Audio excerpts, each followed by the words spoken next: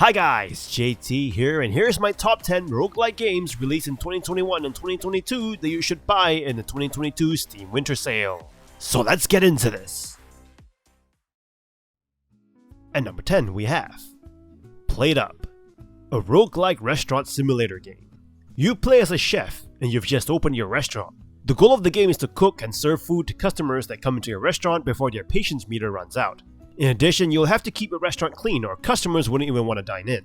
You'll obtain random upgrade cards and money to spend on upgrades such as new sinks, new R&D stations for new equipment like power washers to clean faster, or even a second cooker so you can cook faster, among others. It can get really hectic, grilling different levels of steak from rare to well done for different customers, while at the same time making sure that you make cups of coffee, wash the plates, clean the tables and floors. That's where having up to 3 other players joining you really helps, and that's also the most fun way to play it as you frantically scream at each other for your flipping steak and coffee because the timer on this one customer is going to run out. At number 9 we have Dome Keeper, a roguelike mining game. You play as some space dude on an alien planet with a dome that keeps you safe. The aliens aren't too happy with your stay, so they make it their lifelong goal to destroy your dome and eat your brain. You have to defend your dome by collecting resources to purchase various upgrades to fight off these waves upon waves of aliens.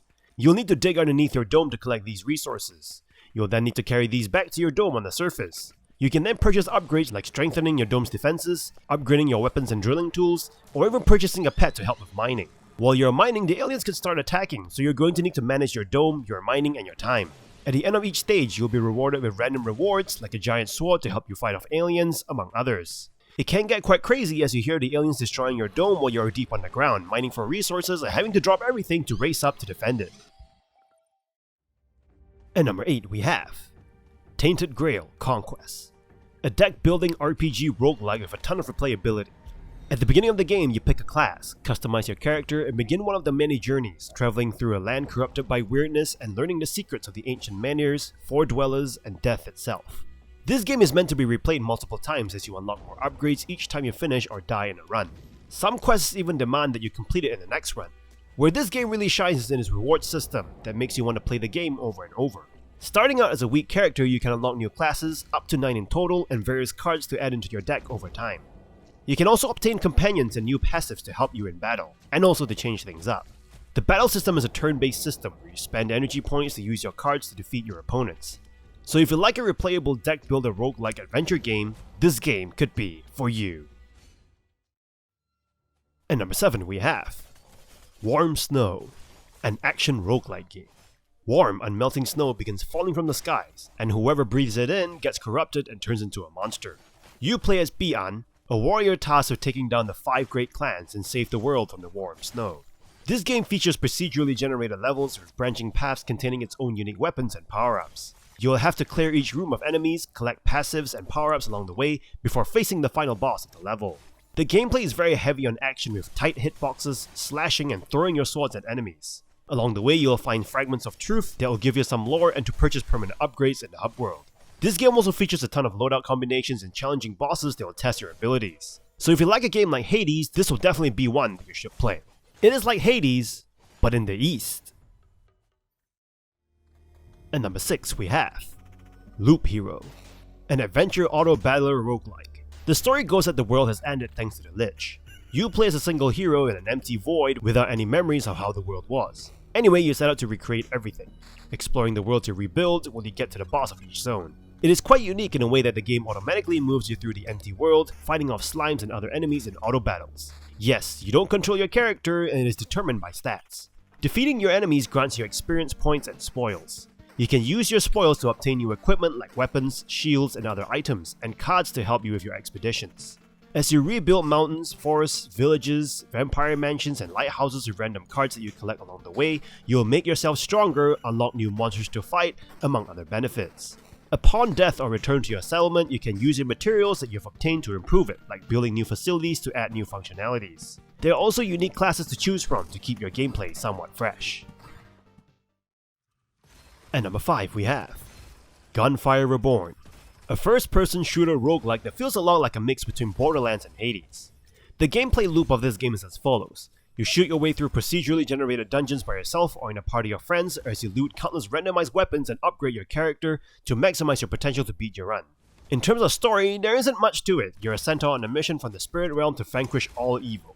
You can choose between 6 furries, heroes, each of their own unique abilities and strengths, fighting your way through hordes of monsters. However, you will need to grind your way through multiple runs to unlock the fully expanded roster. You can collect occult scrolls during your runs, that you can use in your current or future attempts to alter your playstyle, difficulty, damage, or even a shield. There's a ton of weapons to collect, and each of them will come with a random perk or elemental bonus. This game is definitely more fun in co-op as you shoot and loot things together, so if you have a friend to play it with, I'd highly recommend it. And number 4 we have Griftlands, a deck building roguelike with plenty of elements of other genres in it. This game features an addictive roguelike loop, a strategic deck building combat, surprisingly great stories for roguelikes that feature multiple storylines and RPG elements. All of this is blended into an awesome package as each story of the 3 different characters are interesting to play through and will have you coming back for more. This game is ultimately a deck building roguelike. You earn random cards battle by battle until you lose and you repeat with better cards in tow. Even though the general outline of each story is the same every time you start a new run, procedurally generated missions, characters involved, and random encounters make each run unique. Victory is not all about stabbing people in the chest, nor about ripping their bloody hearts out. It is also about social encounters called negotiations. Both the negotiation and turn-based combat require you to curate and upgrade specific decks for each purpose. So if you like a unique deck building roguelike with actually interesting stories to play through, Griftlands is an awesome game to pick up. And number 3 we have Paint the Town Red, a fighting game that has 2 game modes. One is the scenario mode, but the second game mode called Beneath mode is the one that we'll talk about today. Firstly, to touch upon the game mechanics, basically you go around beating people or pieces up with your fists and a variety of environmental objects, and watch as you dismember their bodies one piece of flesh at a time and their blood splattering all over the map, thus the name of the game. You travel through 7 areas, beating various beasts up to complete one goal, killing all 4 elder gods that has plagued the world above with the beasts beneath it. You will have 5 different classes to choose from, each with their own powers and abilities. Each area has varying amounts of levels which are procedurally generated. There is quite a bit of variety to the enemies, each of varying degrees of difficulty. You also have access to shops to buy upgrades, items, enchantments for weapons and shields, a lighting station that provides players with a guiding light, and a pursuer summoning station to summon the pursuer. The biggest draw of the Beneath mode is that you can party up to 3 other players, so you can bust beasts up, die, and respawn together. It can actually be quite addictive. And number 2 we have Dead Estate, a game akin but different from typical roguelike games. At the completion of each run you can unlock new characters, but won't unlock any upgrades. You can't build the ultimate character by grinding and dying over and over. This game forces you to get good, so you start out with a gun and pick up other guns, but only one at a time, and they all have an ammo pool. Basically, Dead Estate is an unforgiving and difficult game that will have you throw your keyboard at your computer screen, but later finding yourself coming back to it because the game has that effect. You move from floor to floor in a randomly generated map, killing enemies and collecting upgrades that only affect your current run. This game gives you a false sense of security with its cutesy art style, and even lets you leave if you can't clear a room. But if you stay too long, a stalker named Chunk spawns in and he will hunt you down endlessly unless you enter a shop room or the boss room. Dead Estate expects you to do well and get good or die trying every run, whether it be your first run or your last. And number 1 we have Vampire Survivors, the game that costs less than your cup of coffee, and yet it is so addictive it's almost like a drug. Your only control is to move your vampire character around and avoid getting hit. Your weapons trigger and attack your enemies on their own. Thousands upon thousands of enemies will swarm you at once, and watching your weapon and abilities murder every single one of them is so addictive and satisfying, while a 30-minute countdown timer will spell your inevitable doom.